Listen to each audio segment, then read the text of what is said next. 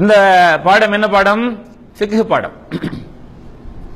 ஃபிக்ஹ் என்று சொல்லக்கூடிய இந்த வார்த்தை இருக்கிறதே, இது அரபி வார்த்தை. இந்த வார்த்தைக்குரிய நேரடி கருத்து என்னன்னு சொன்னா, அல் இல்மு பிஷ்ஷைஇ வல் ஃபஹ்மு லஹ். அல் இல்மு பிஷ்ஷை வல் ஃபஹ்மு லஹ், அதாவது ஒரு காரியத்தை, ஒரு விஷயத்தை அறிந்து கொள்வது, விளங்குவது என்ற அர்த்தம். ஒரு விஷயத்தை நாம அறிஞ்சுக்கிட்டோம் அல்லது விளங்குறோம் அப்படின்றதுக்கு என்ன சொல்வது? அரபியில ஃபிக்ஹ் என்று சொல்லுவாங்க. இது நேரடி கருத்து, அதாவது லுகத்தன். ஃபிக்ஹ்ங்கிற வார்த்தையை அரபி பொதுவாக ஃபிக்ஹ் கிதாபாக இருந்தாலும் மற்ற கிதாபா இருந்தாலும் ஒரு வார்த்தைக்கு வரைவிலக்கணம் சொல்லும்போது இதுக்கு லுகத்தன் இந்த கருத்து, ஷரஅன் அல்லது இஸ்திலாஹன் மார்க்கத்தில அல்லது புழக்கத்தில, இந்த கலையில புழக்கத்தில இதுக்கு என்ன கருத்துன்னு சொல்லுவாங்க. ஃபிக்ஹ் என்ற வார்த்தைக்குரிய விளக்க கருத்து, நேரடி கருத்து என்ன? ஒன்றை அறிந்து கொள்வது அல்லது ஒன்றை விளங்குவது என்று அர்த்தம். லிசானுல் அரபு என்று சொல்லக்கூடிய ஒரு டிக்ஷனரி, அரபி டிக்ஷனரியில இந்த விளக்கத்தை சொல்கின்றார்கள். அதே போல இன்னும் ஒரு விளக்கம் இருக்கிறது, அல் ஃபத்ன, அதாவது ஆழமான அறிவு. ஆழமான அறிவுக்கு என்ன சொல்வது? ஃபிக்ஹ் என்று சொல்வது. ஃபிக்ஹுக்கு இன்னொரு கருத்து இருக்குது, ஆழமாக ஒரு விஷயத்தை அறிவது, இதுக்கும் ஃபிக்ஹ் என்று சொல்வார்கள். அதே போல இதுக்கு இன்னும் ஒரு அர்த்தம் இருக்கிறது, அல் ஃபஹ்மு தகீகு லிஷை, ஒரு விஷயத்தை நுணுக்கமாக அறிவது, ரொம்ப நுணுக்கமாக அறியக்கூடிய அந்த அறிவது என்ற அர்த்தமும் இந்த ஃபிக்ஹ் கிடைக்கிறது. ஆகவே ஒன்று அறிவது, விளங்குவது என்ற அர்த்தம், அல்லது ஆழமான அறிவு என்ற அர்த்தம், அல்லது நுணுக்கமாக ஒன்றை விளங்குவது என்ற அர்த்தம். எதை கொடுத்தாலும் ஒரு செய்தியை ஆழமாக, நுணுக்கமாக அல்லது பொதுவாக விளங்குவது என்ற அர்த்தத்தை கொண்டுதான் என்னது ஃபிக்ஹ் என்று சொல்லக்கூடிய வார்த்தை. நீங்க படிக்கிற இந்த பாடத்துக்கு அரபியில ஃபிக்ஹ் என்று சொல்லுவாங்க. இத இந்த கலையை தெரியக்கூடிய மக்களுக்கு என்ன சொல்லுவாங்க? ஃபகீஹ், சட்டக்கலை மேதை, ஃபுகஹாக்கள் என்று சொல்வார்கள். ஃபகீஹுக்கு ஜம்மு ஃபுகஹா. ஃபகீஹ் என்ற அந்த ஒருமை என்ற வார்த்தைக்கு பன்மை என்ன? ஃபுகஹா. இந்த மார்க்க சட்டக்கலையை தெரிந்த அறிஞர்கள் என்ற அர்த்தம். இஸ்திலாஹன், இந்த கலையில, இந்த கலை ஃபிக்ஹ் என்று சொல்லக்கூடிய கலையில் இதுக்கு என்ன அர்த்தம் என்று சொன்னால், என்ன வரை விலக்கணம்? இப்ப நான் அவ்வளவு நேரம் சொன்னது என்ன? அந்த ஃபிக்ஹ் என்று சொல்லக்கூடிய வார்த்தைக்குரிய நேரடி கருத்து. அதாவது நீங்க அரபி டிக்ஷனரியில போயிட்டு என்ன செய்யுங்க, ஃபிக்ஹ் என்ற வார்த்தைக்கு ஒரு என்ன கருத்துன்னு கேட்டா நம்ம சொன்னதான் கொடுப்பாங்க. ஆனா இந்த ஃபிக்ஹ் என்று சொல்லக்கூடிய இந்த சட்டைக்கலை விளக்கம் என்று சொல்லக்கூடிய புத்தகங்களை போயிட்டு இதுக்கு என்ன விளக்கம் என்று கேட்டா அவங்க என்ன சொல்லுவாங்க? வரை விலக்கணம், அல் இல்மு பில் அஹ்காமி ஷரஇய்யத்தில் அமலியத்தில் முக்தசிபதி மின் அதில்லத்திஹ தஃசீலியா. அப்ப என்ன அர்த்தம்? இந்த ஃபிக்ஹ்ங்கிறதுக்கு, இந்த ஃபிக்ஹ் அந்த கலையில அதுக்கு சொல்லக்கூடிய வரை விலக்கணம் என்று சொன்னா, அல் இல்மு பில் அஹ்காமி ஷரஇய்யா, ஷரா மார்க்கம் சம்பந்தப்பட்ட சட்ட திட்டங்களை விளங்குவது. மார்க்கம் சம்பந்தப்பட்ட அப்படின்னா என்ன அர்த்தம்?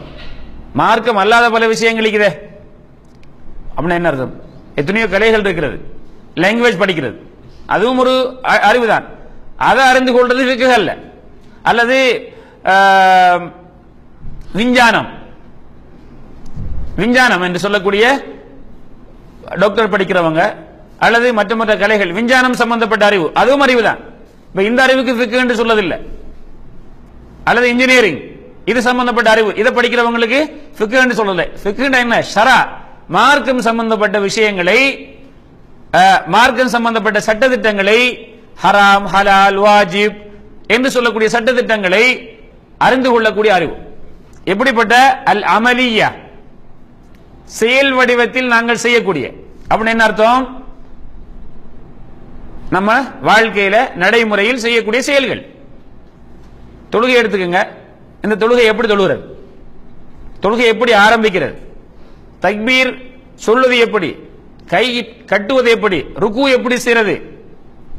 நோன்பு நோற்பதற்கு சட்டம் எப்ப இருந்து ஆரம்பிக்கணும், எப்ப முடிக்கணும், நோன்பு முடிக்கிற காரியங்கள் என்ன, இதெல்லாம் என்ன செய்யறது? அல் அமலியா. இதுக்கு எதிரானது என்ன?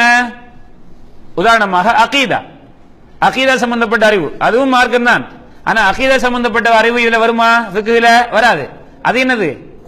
உள்ளத்தால் செய்யறது, உள்ளத்தால் நம்பக்கூடியவைகள் இல்லையா? உள்ளத்தால் நம்பக்கூடியவைகள், அது எங்க வராது? அமலியாவுக்கு வராது. அது அகதியா, அகீதா, கொள்கை சம்பந்தப்பட்டது. அமலியா என்ற என்ன? நம்முடைய நடைமுறையில செயல் வடிவத்தில் நாம செய்யக்கூடிய மார்க்க சம்பந்தப்பட்ட சட்டத்திட்டங்களை அறிவது. அல் முக்தசிபா அப்படின்னு என்ன அர்த்தம்?